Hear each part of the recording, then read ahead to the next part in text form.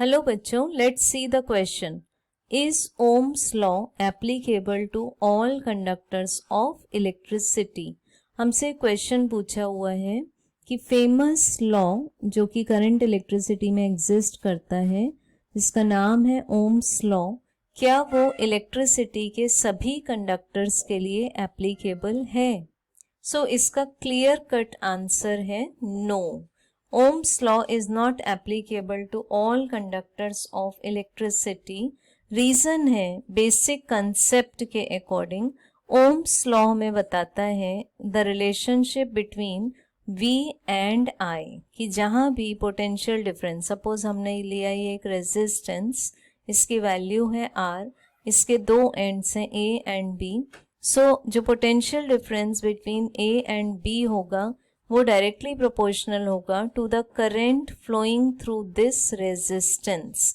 तो जब हम लोग इस प्रोपोर्शनैलिटी सिंबल को रिमूव करेंगे तो हमें मिल जाएगा VAB equals to I into R, जहाँ पर R हमारे पास में एक रेजिस्टेंस की वैल्यू है.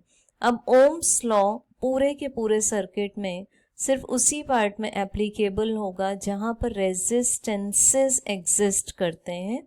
सो फॉर एग्जाम्पल, अगर हमें कॉम्प्लेक्स सर्किट लें जिसमें कि कनेक्शंस में है हमारे पास एक डायोड, एक transformer, then cell, connecting wires means metals, and external resistance R. So अगर हम यहाँ पर सिंपल कंपोनेंट की बात करें तो सिंपल कंपोनेंट्स में है हमारे पास में cell, connecting wires as well as the external resistance.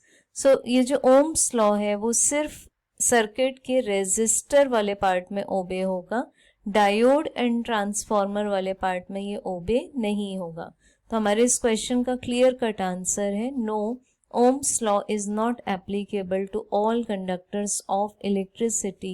It is applicable only in the resistance component part. Thank you. Hope you understood it well. Best of luck.